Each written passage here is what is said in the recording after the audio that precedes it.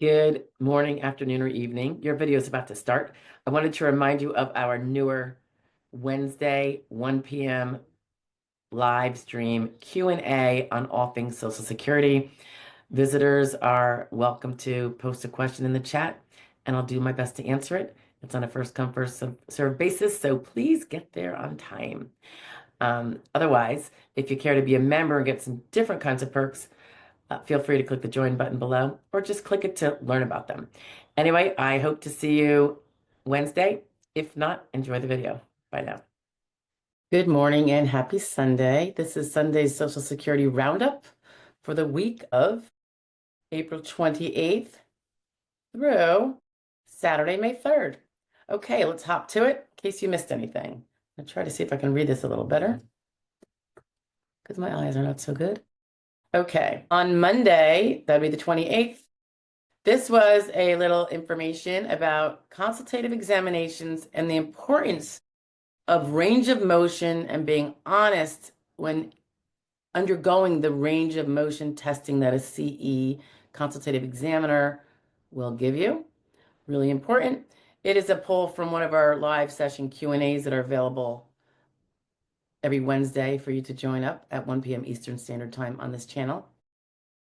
On Tuesday, April 29th, we went over some steps that go on during your claim when the SSA at times requests a multitude of those reports after you've applied. Instead of just the function report and the work history report, what else might happen that you might be required to fulfill? On Wednesday, we talked about so you have Social Security earnings, and most people know you need 40 earnings credits, pardon me. You need 40 to become vested in your Social Security retirement later. But what does that mean for the amount of your benefit? If you pull off the whole 40, are you going to get the top benefit amount later?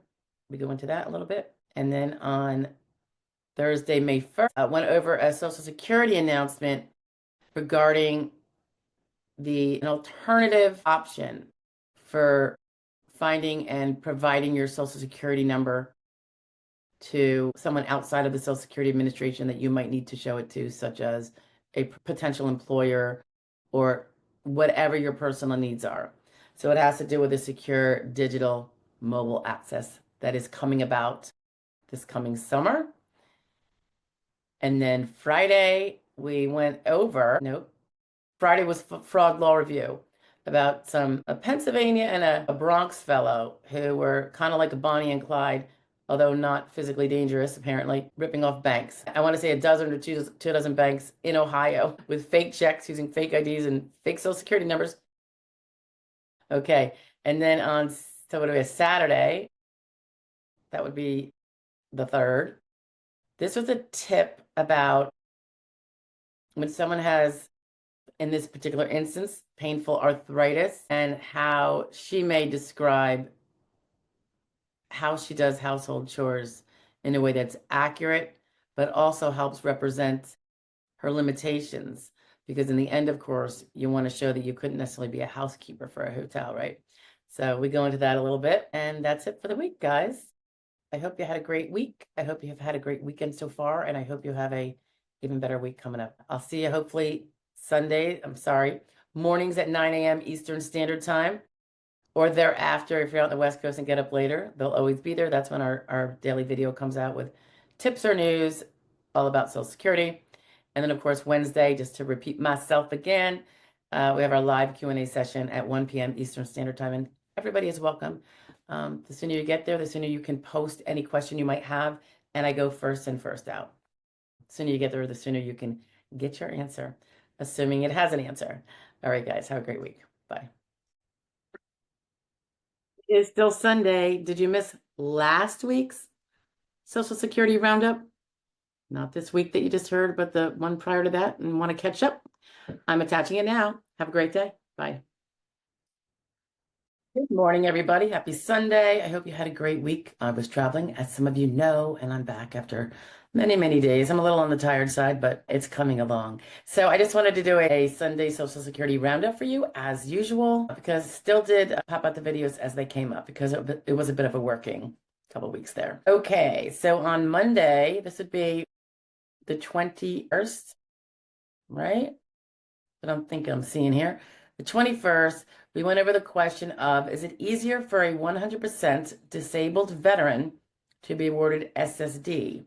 And this was a draw from one of the discussions we had on our live Q&As on Wednesdays, which we will be having again, of course, this Wednesday at 1:00 p.m. Eastern Time. I hope to see you. If you have any questions, you can post them in the chat. It's first come, first serve. On the 22nd, we went over the question of, oops, I just bleeped myself out of my list. Will my SSDI be less than what my earnings statement estimate says for full retirement age benefit? And it's funny because I hadn't really come before me as a question, and I didn't even realize it was kind of confusing. So I appreciate whoever put it out there, and I think another person might have also asked the same thing.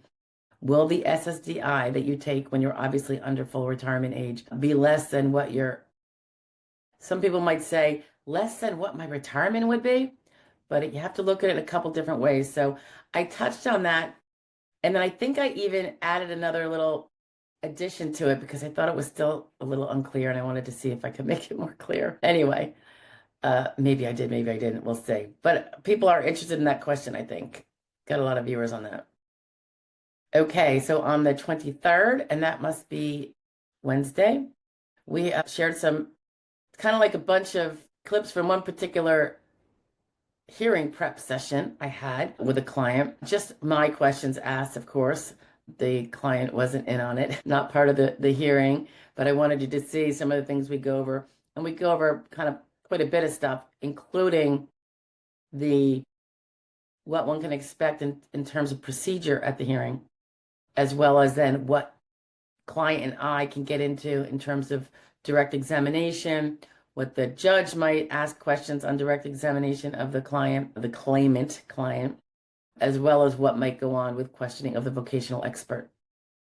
Something did come up after, and I really want to do another video on it. Someone, and this was Jen. Jen always comes up with great comments and questions and things like that. And she was discussing when I said, someone asked me about doing a sample hearing prep conversation with, or I should say monologue, with regard to a mental health claimant, because the one I did it on was not a mental health claimant. It was physical problems. And I, off the cuff, said, well, that would be, we do them with everybody because I want them to be prepared, more so they can be calm and know what's going to happen. I think they have a right to know what they're stepping into.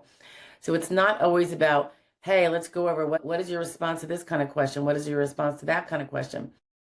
When it comes to the mental health situation, it really depends on the case.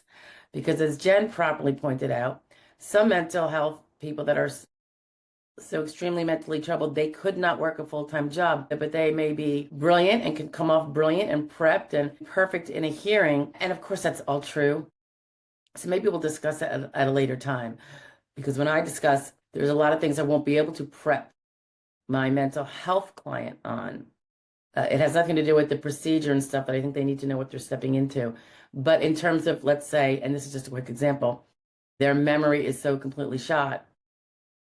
I don't really want to be giving them a 10-hour hearing prep session to make sure that they will remember some things. Because honestly, if memory is part of your impairment that you're saying, I can't do any job because I can't even remember one two-step thing, even if I do it day after day, that's not something I want to prep out of him. When normally you want people to try to remember certain things, not necessarily. I don't want to prep his poor memory out of him. I don't even know if it's possible, but I suppose to some degree it could be. And why would that be my goal, right? Other symptoms could also be implicated, like distraction. If a person gets overwhelmed with nervousness, I don't want to prep that out of them either. I want them to kind of be themselves because I need the judge to see what actually happens, and how they are. I don't want a false facade because we prepped, for a marathon, It just wouldn't be in the best interest of the claimant in his hearing. But anyway, so that was kind of fun. Interesting anyway. The next day, so what are we at? Thursday? This was a tip about, someone had asked about it. If the mental health issue is paranoia, and the term was innocuous, which to me signifies harmless, if that is a good or a bad thing for a case. And I kind of discuss how it can actually be a good thing for a case, even if it is harmless or innocuous. So we go into that. Friday Fraud Law Review, as always. This one was one of my own brothers in arms here, an Ohio attorney was disbarred for unlicensed practice of law and stealing Social Security numbers. So he had been an attorney, then he wasn't an attorney licensed, yet he was still doing things such as giving advice, legal advice, when no longer technically a licensed lawyer. And then, of course, the Social Security component in that is that he was stealing Social Security numbers in order to pass himself off as a lawyer and get hired by law firms. Very interesting. Ironically, if he had just had the cojones, don't want to give any bad ideas here, but he could have gone self-employed and hung up his own shingle, perhaps. I don't know. I'm like, wait, is there other checks and balances that would be out there? Because then it wouldn't be where he has to present a Social Security number to a client. I don't know. I mean, it would be illegal. It would be UPLing even more, but it was just surprising that he repeatedly tried to use fake stuff to get a job at high-paying jobs at law firms. And also interesting to see how long it took to figure it out because they didn't really double check. Interesting. Okay, and then Saturday the 26th, this was another tip. Can or will SSDI be terminated? During your extended period of eligibility, EPE, we have playlists on that, guys, as well as TWP, so you can learn what those periods of time are after you've prevailed and you're a beneficiary, so you don't break any rules pertinent to those periods of time. But can the SSDI benefit be terminated while in your EPE due to brief period of SGA? So we go into that a little bit. And that was Saturday. And I hope you had a great weekend and great week and a great upcoming week. I will be here. Well, 9 o'clock video tip will be coming out at 9 a.m. as always, Eastern Standard Time. And I will be here at 1 p.m. for lunch on Wednesday with a live session Q&A. So I would welcome all of you to join and ask your questions. More the merrier, okay? Thanks, guys. I will talk to you later. Have a great week.